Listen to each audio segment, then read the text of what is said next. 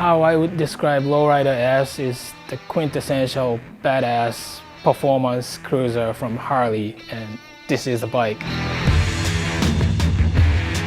What's great about the Lowrider S is that it points at the future, but it also nods to the past. You know, some of our greatest products are like that. Every day, every moment, I think about bikes. Mentally, I'm running my pencil all the time. My usual process is to start with the pen and paper.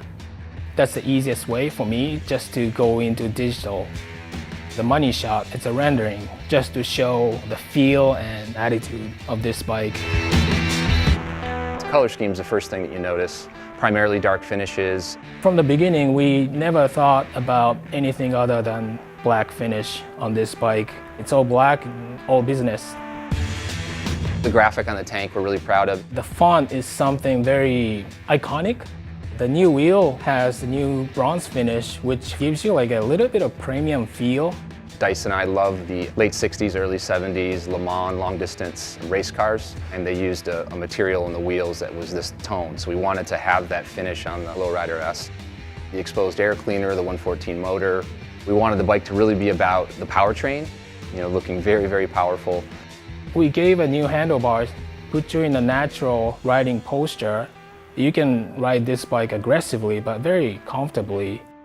It kind of changes the way you think about the way you look on the bike when you're riding it, and it helps you kind of get into the mood of the motorcycle, which we really like. We stood the fork angle by 2 degrees to give more responsive, sporty handling. The headlights recessed in with the reverse slant shape gives you a menacing look, so this bike is making a statement. I'm a big advocate of performance-based Harley-Davidson products, and with the new Lowrider S, we really are embracing that ethos. Harley-Davidson owns the scene when it comes to a performance cruiser. It's all about look, sound, and feel, and this bike has all that with the attitude. To me, that's what this bike is all about.